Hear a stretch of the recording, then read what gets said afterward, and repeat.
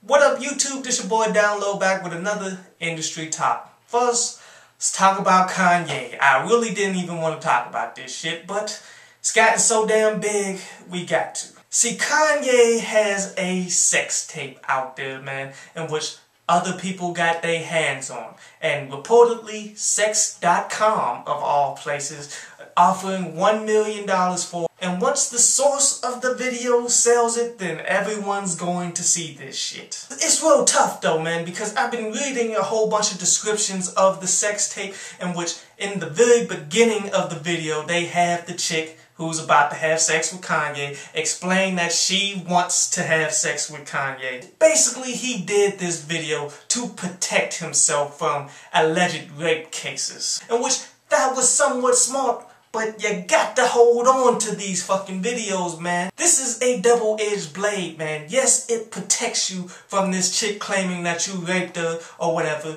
But if anyone gets their hands on it, they're gonna profit big time off of you and try to run your career into the ground while they're at it. But at this point, man, it's out of Kanye's control. So he just got to continue pushing, and when this shit finally drops, he got to just shrug it off his fucking shoulders. Next, there have been reports that 106 & Park is coming to an end on the 28th of this month. That basically means they've been doing this shit for 12 years. Now, the source of this information is Hip Hop Wired. Basically, they sent out a tweet saying that this is the end of it, but then shortly after, they deleted this tweet. And you know, that can bring hope to the situation that they're actually still considering to keep the show. And to tell you the truth, man, I haven't watched 106 & Park for real in a long fucking time, up until recently when they started doing the backroom freestyles and shit, in which I just stumbled upon it and saw John Connor just ripping that shit.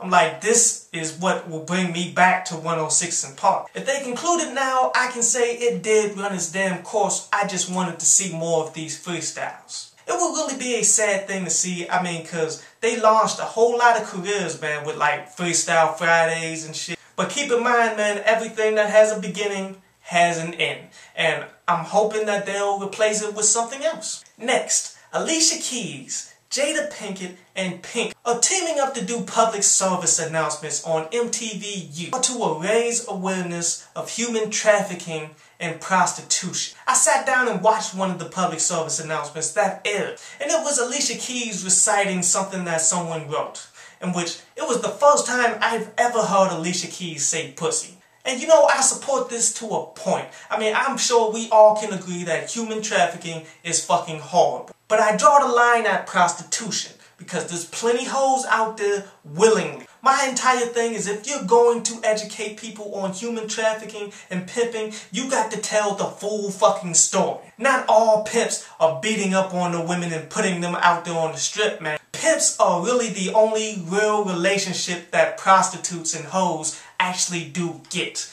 You have to explain the entire scenario. And finally, Al Bell, former owner of Bellmark Records, in which that record label was best known for putting out a few records. And you may have heard of these records. Matter of fact, I know you've heard of these records. Daisy Dukes. And whoop, there it is. Now this guy, Al Bell, just won the rights after a 10-year lawsuit against DM Records. Now what basically happened here is Bellmark Records went under, filed bankruptcy, and DM came and bought all their shit, bought all of the assets, and they were assuming that these songs, whoop there it is, and Daisy Dukes were the assets, in which, nah.